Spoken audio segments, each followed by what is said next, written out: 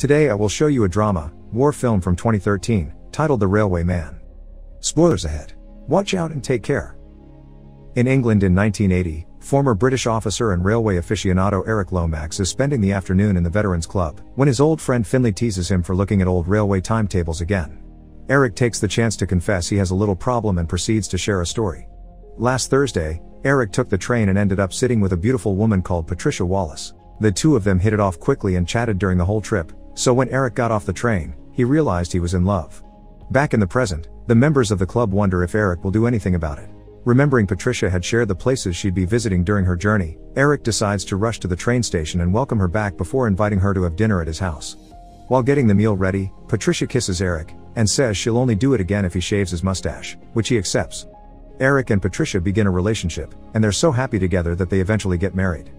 On the wedding night, while Patricia is in the bathroom, Japanese officer Takashi Nagase enters their room and kidnaps Eric to take him back to an old prisoner camp so he can be tormented for information. However, this is a hallucination Eric is having because of the psychological trauma caused by his experience during the war. When Patricia comes out of the bathroom, she finds her husband having an anxiety attack on the floor, having flashbacks of what happened 30 years ago. Young Eric used to be a communication officer for the British Army.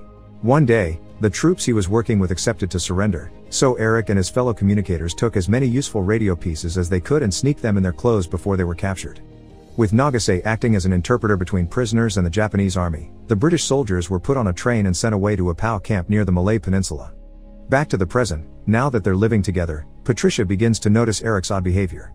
Sometimes he will stare at the sea or the door for a long while, even getting up in the middle of the night to do so. He also takes down the decorations Patricia had put up in the seating room after he had said they were fine, now claiming he needs things to be the way they were. Patricia wants to help him and be there for him, but he refuses to talk about whatever is that haunts him. She also discovers a book with horrific illustrations of what war crimes used to be like, Eric's uniform and a wardrobe dedicated only to it, and a suitcase sitting on top of a bed in an empty bedroom. One afternoon, when the debt collectors come by their home, Eric hallucinates of Nagase again and tries to attack the men with a knife. He stops just in time, but as he realizes what he's done, Eric runs away from the house, still refusing to talk about it when his wife reminds him they can't live like this. Desperate to help, Patricia decides to follow him in the car, and that's how she finds out about the Veterans Club. After the meeting is over, she asks Finley for Eric's story, explaining she used to be a nurse so she's already seen lots of suffering. Finley doesn't think anyone can understand what they've gone through and refuses to share a story that isn't his, but when Patricia points out that Eric isn't coping and how badly he needs help to stop his suffering, Finley gives in and accepts to tell her what happened to them after they were captured. The ride to the POW camp had been hell, and they weren't even given water during the journey. Once they arrived, they discovered a huge amount of prisoners being slaved into forced labor and beaten if they dared to disobey. Most of the new arrivals were also sent to dig, but Eric and his fellow communicators were called lucky for being engineers, so their job would be working on fixing equipment. Later that night, the group discussed the possibility of escaping, but they didn't have any idea of where they even were and if they could survive in the wild. Fortunately, Eric did know. Thanks to being a railway aficionado, he knew all the local train tracks pretty well, and he drew a map. Since they were on that train for 4 days going north, it meant they'd gone from Singapore to Bangkok. But then they turned west, where there didn't used to be a railway before the war. It seemed the Japanese were making them work on the Thai-Burma Railway, an idea the British had abandoned because building such a thing would require an entire army of slaves. The communications team agreed to start simple and build a radio. While working under the Japanese, they would steal little pieces and sneak them out, hiding them in their clothes. The final piece they needed was a capacitor, which had been grabbed at their old camp by a soldier that was now working up in the line. It was impossible to talk to him without the guards noticing, so while supposedly fixing one of the machines, the engineers actually made it worse in order to create some noise and smoke. With the guards distracted, Eric could approach their friend and get the final piece they needed. By pretending to be interested in the local landscape, Eric also got to learn the name of the river, which he added to his map before hiding it in a pipe. The opportunity to build the radio came when the engineers got to work on a truck.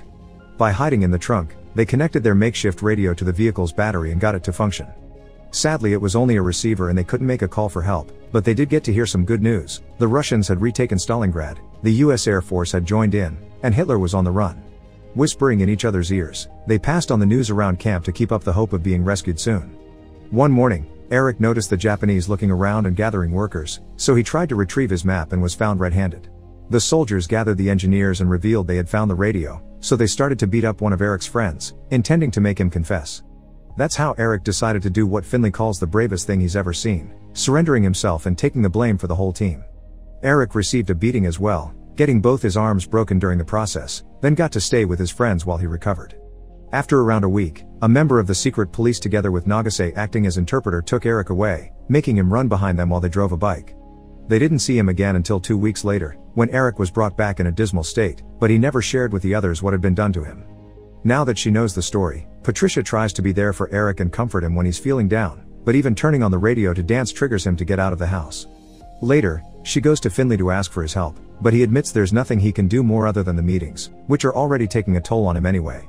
However, he does reveal he has found a very dangerous thing that he's hesitant to share. It's a newspaper clip that talks about Nagase's current job as a tourist guide in the very camp they were prisoners at, which has been transformed into a museum.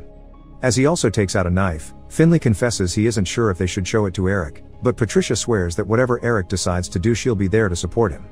Finley takes the newspaper clip to Eric and incentives him to seek Nagase out, but after so many years of dreaming about revenge, Eric wants to move on.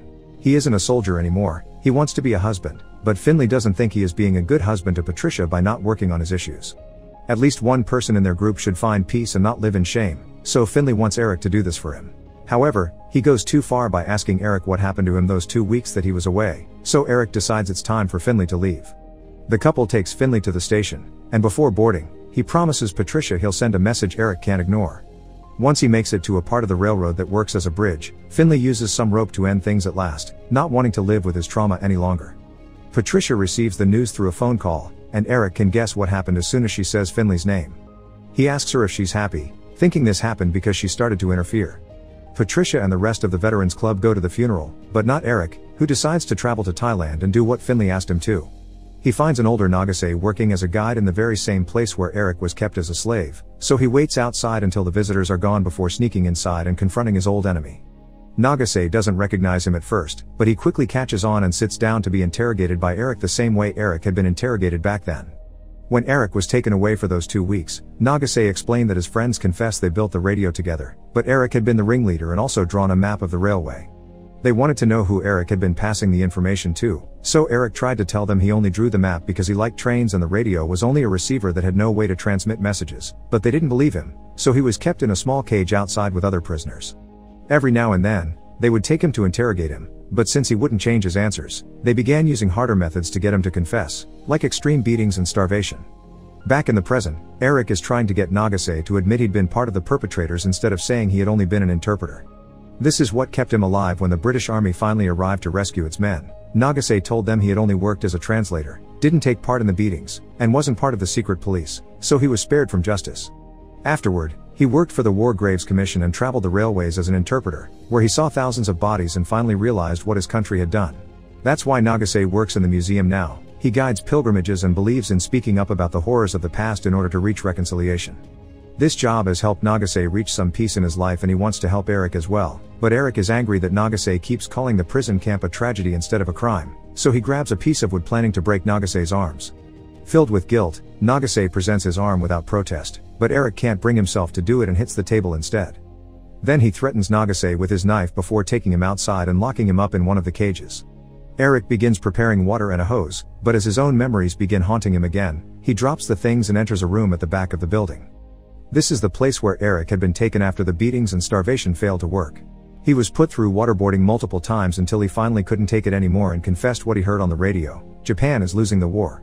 After he described what American troops were doing to their people, Nagase got angry and called him a liar with no honor. Unlike him, if Nagase were captured, he would end things before being used as a slave. Reacting like that to a prisoner when he was only supposed to be an interpreter earned Nagase a slap from his superior. After revisiting the memory, Eric goes back to Nagase and confesses his mother had already been dead before it all began, so throughout the war he wrote letters to a dead woman. He wants to know what Nagase tells people about what they did to their prisoners, but Nagase admits they don't talk about it. When Eric points out Nagase didn't die rather than live without honor as he promised, Nagase explains back then he had believed all the lies his government had fed them. There wasn't any honor in what they were doing. Eric had told him the truth and held on, showing Nagase that nothing is worth more than this life. Eric brings up Finley and what he wanted him to do, so Nagase comes to the conclusion that he's still alive so they could meet today and Eric could bring a proper end to their story. Crying, Eric admits he's still at war with himself, so he grabs the knife and ends up deciding to free Nagase before going to the railway bridge and throwing the knife in a nearby river. Once he returns to Britain, Eric allows Patricia to comfort him. She has been scared that he would end up like Finley, but Eric explains it was different for him because Finley didn't have someone like her. Weeks later, they receive a heartfelt letter from Nagase, where he admits what he and his countrymen had done to Eric and his friends and expresses the guilt that has been haunting him since then. This time, when Eric returns to Thailand, Patricia goes with him. He brings Nagase a letter that makes him cry, because now both men had reached a mutual agreement of forgiveness. After Nagase apologizes, they embrace. The real Eric Lomax and Takashi Nagase became close friends and remained so until Nagase's death in 2011. Eric died at the age of 93 in 2012 with Patricia by his side. Make sure to subscribe and turn on notifications so you can watch more videos like this. Thanks for watching.